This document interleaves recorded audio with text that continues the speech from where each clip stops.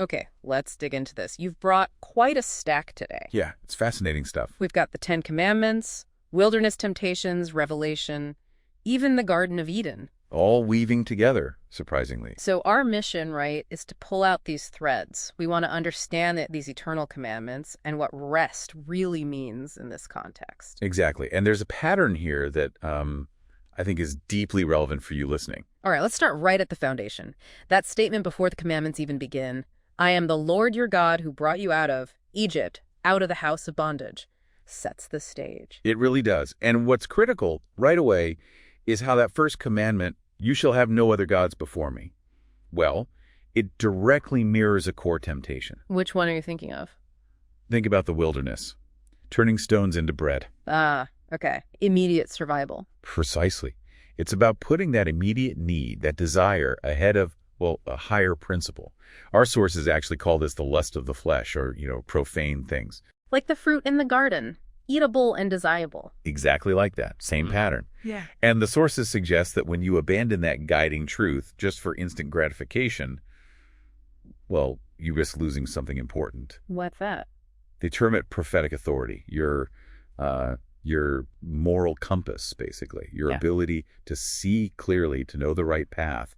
It gets clouded. Okay, that makes a lot of sense. So chasing immediate needs blinds our, let's say, prophetic sight. What about the next one, making idols? Right, the second commandment. You shall not make for yourself a carved image. You shall not bow down to them or serve them. How does that lead to a downfall? It feels different. Well, it connects powerfully to another temptation. Think, all these kingdoms will be yours if you just worship me. Ah, the temptation of power and possession. Exactly. It's worshiping what promises you things, promises to grant your desires, instead of the true source. And how does Revelation tie into this? The sources link it directly to that warning. Do not worship the beast, nor receive his mark. They call this the lust of the eyes. Focused on the outward, worldly gain. Yes, leading to what they term abominable things. And the consequence here, it's specific. It's a loss of kingly authority. Not literal kings, right? No. It's about your power to govern your own life. Your choice is your domain, That ability for self-governance gets eroded when you bow to false images of power or success. Okay, wow. So false gods strip prophetic sight, false images strip kingly rule. What about our words? The third commandment, you shall not take the name of the Lord your God in vain. This one zeroes in on testing God.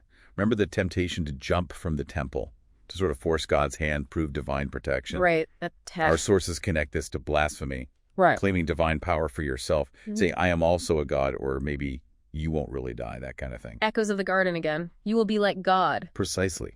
It aligns with what's called desirable for wisdom, but is really the pride of life. It's based on lies. And the consequence for this one? Loss of priestly authority. The sources frame this as severing that genuine connection. If you're claiming divinity yourself, you lose the humility needed for atonement, for that true relationship with a higher power. Fascinating. Prophetic, kingly, priestly authority, all linked to these first three commandments and temptations.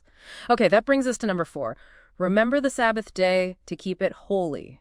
Rest. Yes, and the connection here is, well, profound. It's about ultimate rest. How so? The sources are quite direct. They argue that if chaos, if injustice symbolized by the beast isn't bound or held accountable, there is no true Sabbath. No real rest is possible. So rest depends on justice. Absolutely. This is where they bring in the 666 mark, linking it to attempts to fundamentally change or deny the laws of true rest. If offenders aren't judged, if there's no accountability. The world becomes a lawless zone, as they put it. Exactly. Yep. And in that chaos, genuine peace, true rest, impossible. But there's reassurance too. The sources insist that Babylon, this system of injustice and chaos, will eventually fall. Meaning true rest, founded on that cosmic justice, is ultimately attainable. So let's wrap this up for you listening. What does all this mean? We've seen these ancient texts, commandments, temptations, prophecies aren't separate stories. Not at all. They're deeply interwoven, showing a consistent pattern, a kind of divine logic. It really highlights the huge implications of where we place our worship, how we understand authority, and the need for accountability. It really does. It shows how these fundamental choices impact our ability to, well, see clearly, govern ourselves, and connect to purpose. Which leads to a final thought for you. Go on. If real deep rest is so tied up with justice, with upholding these eternal principles, what kind of rest are you actually seeking? And maybe more importantly, what truths need to be firmly in place in your world or even just within yourself for that true rest to actually happen.